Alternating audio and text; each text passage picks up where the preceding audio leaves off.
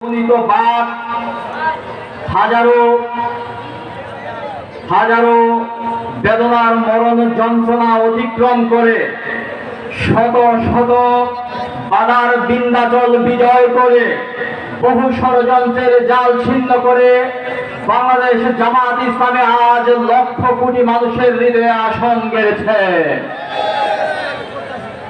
আবার একথাও সত্য, এর চেয়ে অনেক বহু মানুষের কাছে জামাত ইসলাম আজও এক গহীন অন্ধকার, এক অজানা আতঙ্ক।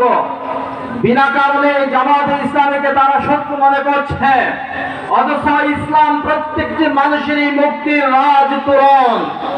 সম্মানিত উপস্থিতি, আমরা যখন পিছনের দিকে তাকাই তখন দেখি অনেক রক্ত পিচ্ছিল দুর্গম গিরিপথ আর যাদুর গহীন কাঁটাবন পেরিয়ে আমরা বহুদূর এগিয়ে এসেছি, আলহামদুলিল্লাহ।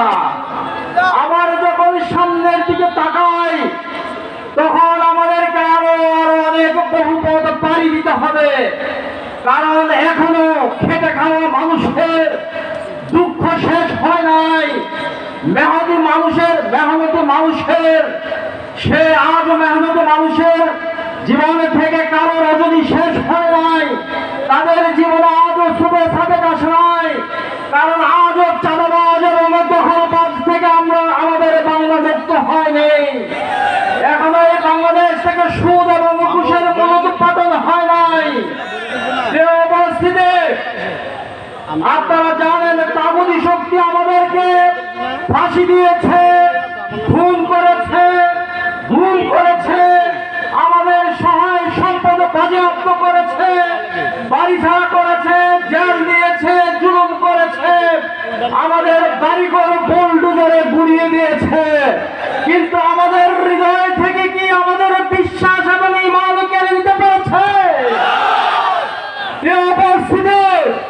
সময় এসেছে প্রত্যেকটি জুলুমের দাঁত ভাঙা জবাব দেওয়ার।